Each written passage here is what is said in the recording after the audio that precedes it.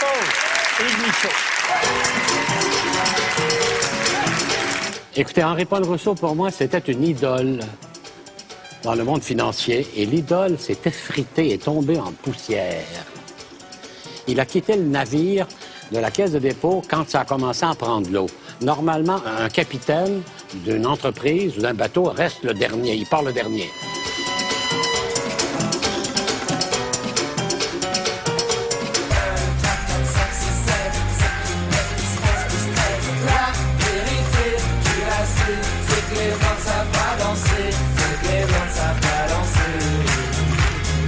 Mon prochain invité a eu plusieurs raisons de se mettre en colère ces dernières semaines. Voici le Robin des banques, Yves Michaud. C'est la bourse, la monnaie, compte en banque, commission, les devises, les placements fortunés, dotations, plus-value, capital, honoraire, expansion, intérêt, patrimoine, numéraire, provision. Monsieur Michaud, bienvenue à Tout le monde en parle. Vous êtes fondateur et ex-président du Mouvement d'éducation et de défense des actionnaires. La Caisse de dépôt et de placement, le bas de laine des Québécois, aurait fondu du corps. Nous allons connaître les résultats financiers annuels de la Caisse à la fin du mois, mais on prédit déjà des pertes de plus de 30 milliards.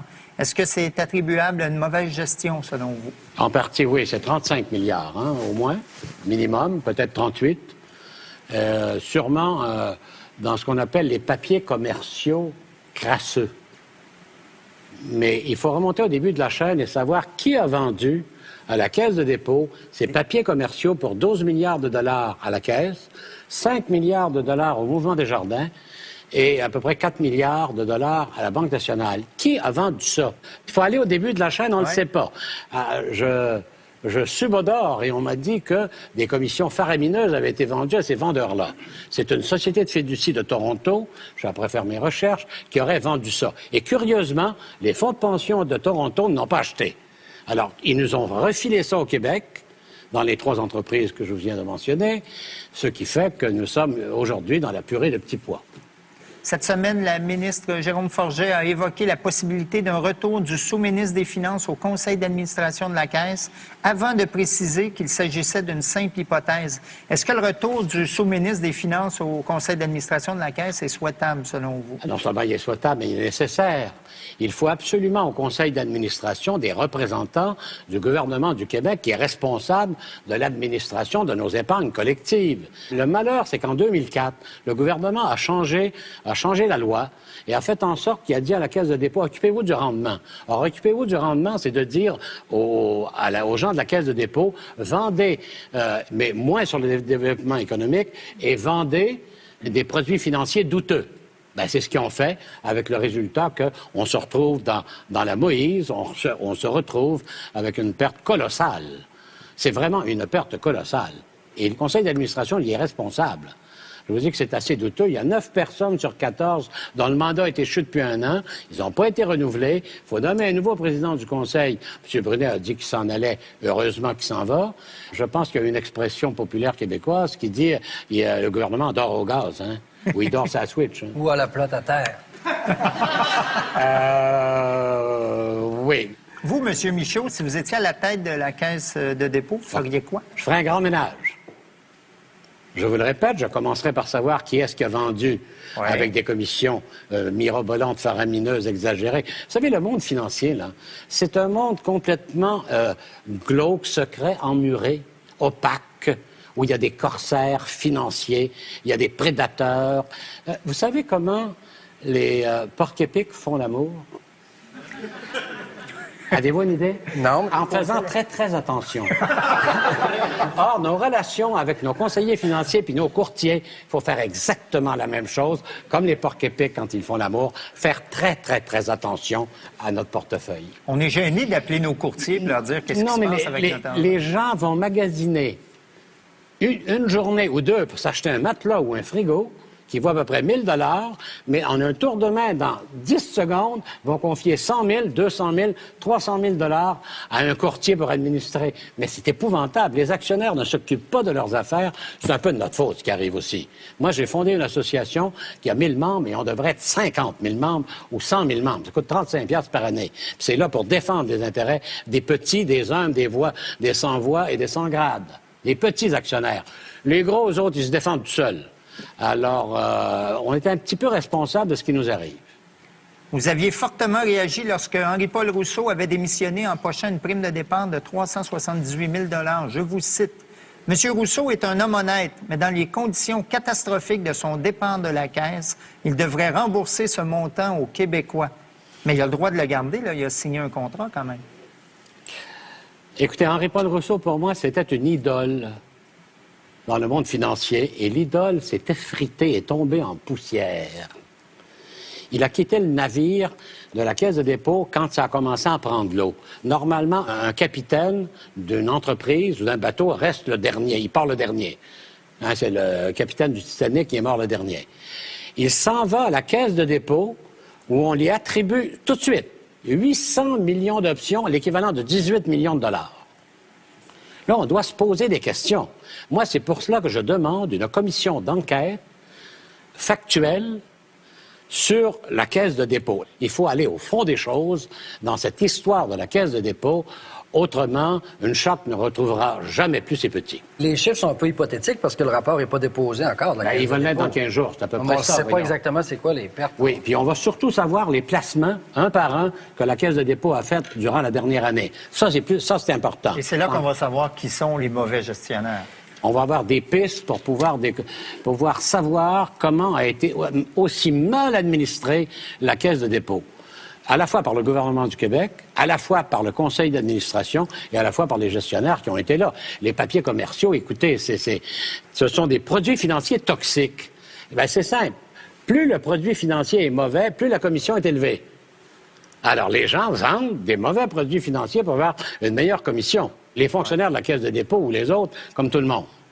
Alors, ça s'appelle l'enrichissement sans cause, ça s'appelle le capitalisme qui tourne sur ses gonds et qui est complètement dévalué par ce néolibéralisme triomphant là, qui pense que la déréglementation va régler tout. Il faut revenir à une réglementation saine. Pour la Caisse de dépôt, il faut administrer ça, comme Jacques Parizeau l'avait dit au début, qui lui est un des fondateurs, comme le Code civil le dit, en bon père de famille, sagement et modérément.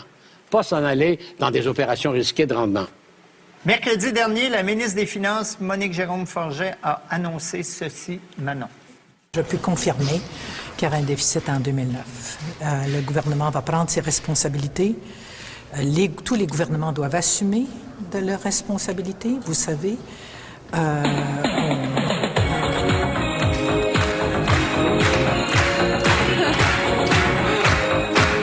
Merci, Rick Astley.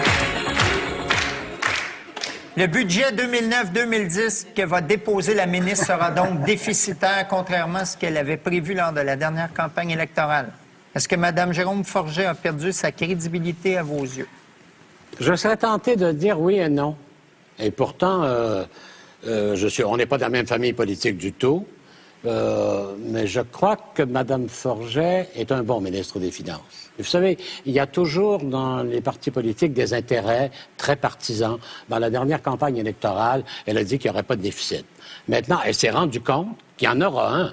Mais et elle le dit. Est-ce qu'elle le savait en campagne électorale? Non, elle ne le savait pas. Parce qu'on vient tanné de se faire mentir aussi. Harper a dit la même chose. Il a dit qu'il n'y aurait pas de déficit. Non, c'est pas si facile que ça. Je pense qu'elle ne le savait pas. Je suis là que je suis rendu que je défends une ministre libérale.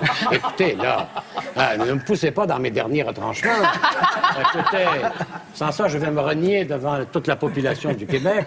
Mais donc, si elle ne le savait pas, est-ce qu'elle a été mal informée?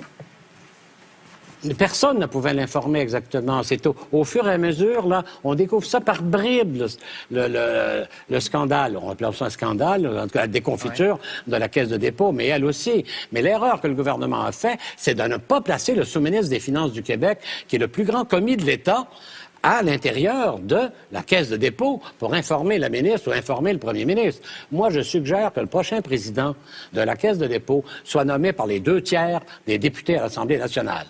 Pour quelle raison? Afin qu'à la fois le parti ministériel et le parti d'opposition puissent se prononcer et que le chef de la direction ait l'autorité morale et l'autorité politique pour conduire les affaires de la Caisse de dépôt, qui est notre plus grande richesse collective.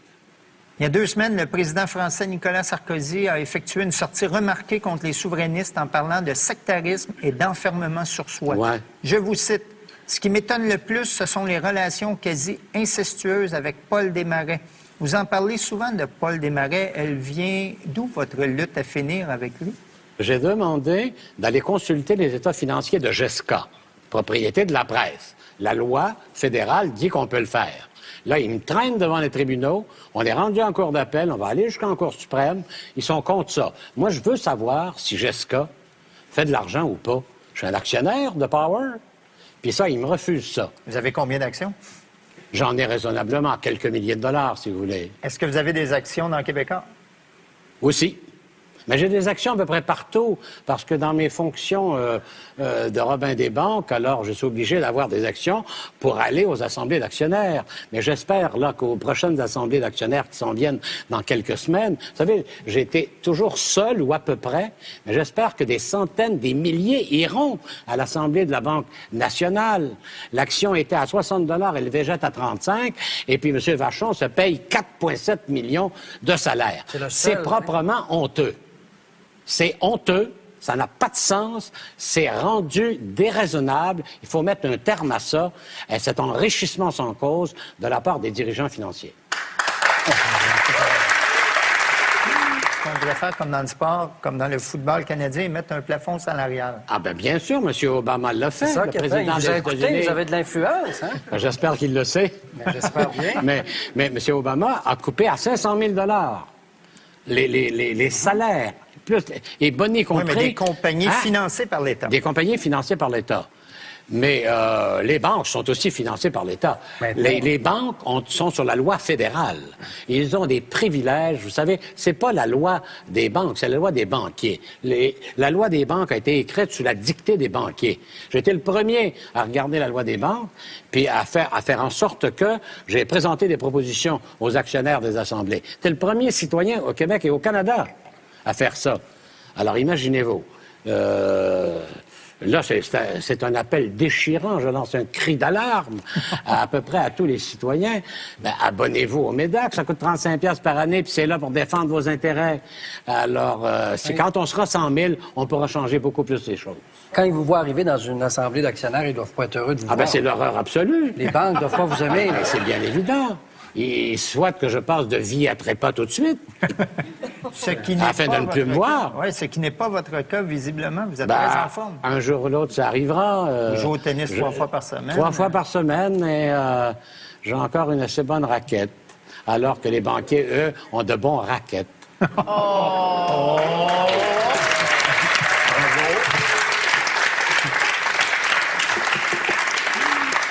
Monsieur Michaud, vous venez de quitter la présidence du Mouvement d'éducation et de défense des actionnaires, le MEDAC, que vous aviez fondé au milieu des années 90. C'est l'ancien président des Caisses des Jardins, Claude Bélan, qui vous succède. Vous avez dit de votre successeur: « J'ai trouvé quelqu'un qui a une connaissance fine et pointue des milieux financiers. Une méthode plus feutrée donnera peut-être de meilleurs résultats. » Est-ce que vous quittez le MEDAC avec un sentiment d'échec? Pas un sentiment d'échec, mais un sentiment de regret, de ne pas avoir fait plus. Et peut-être que mon style querelleur, batailleur, bretteur, a pu éloigner des membres du MEDAC, alors qu'avec le nouveau style de M. Claude Bélan, qui est plus feutré, qui est plus gentil, qui est peut-être plus aimable, peut-être il y aura de meilleurs résultats que moi. Mais tel qu'en moi-même l'éternité m'a fait, alors je ne suis pas pour me reconstruire, mais je suis bien content que quand j'ai appelé Claude Bélan, et qui a quand même administré 350 milliards de dollars, alors que moi je suis un primaire, un néophyte dans les questions d'argent. Ben oui. Hein? Mais je suis un bon journaliste, par exemple. Je connais où sont les sources, puis je vais chercher mes informations.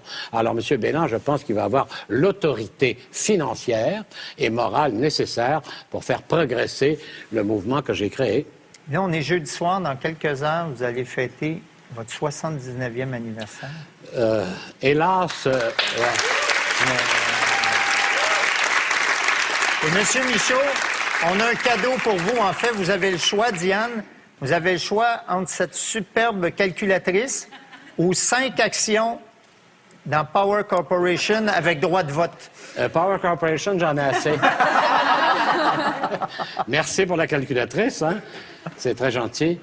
Vous savez, il y a un vers de Racine qui dit « Aux âmes bien nées, la valeur n'attend pas le nombre des années. » Moi, j'ai changé ça. « Aux âmes bien nées, l'honneur n'attend plus le nombre des années. » C'est joli. Est-ce que vous restez avec nous? On installe des... Oh, une carte pour rester, Michaud. Ah, j'ai une carte. Moi, j'aimerais ça être en forme comme vous à 79 ans. Ah ouais, donne cette carte-là. Ben, écoutez, j'ai pas encore perdu la carte. Non. Alors, une carte. Tout le long de votre carrière, virgule, votre instrument de prédilection fut la parole. Vous en êtes même devenu un virtuose. Que souhaitez-vous pour votre retraite? De beaux moments de silence, car il serait bien triste que notre Robin des banques se retrouve avec la glotte à terre. Merci, M. Richaud. Vous restez avec nous. Catherine, tu dois partir. Oui, Merci je quitte beaucoup d'avoir malheureusement. été là. Merci. Merci pour ta gentillesse. Merci, M. Michaud. On va revenir tout de suite après la pause avec Nicolas Piccolo. Yves Michaud, bon anniversaire et merci de surveiller nos intérêts. Et pour en savoir plus sur le mouvement d'éducation et de défense des actionnaires, on va sur le site de la MEDAC. Merci, cher monsieur. Bonne vie, monsieur. Merci beaucoup. Nicolas.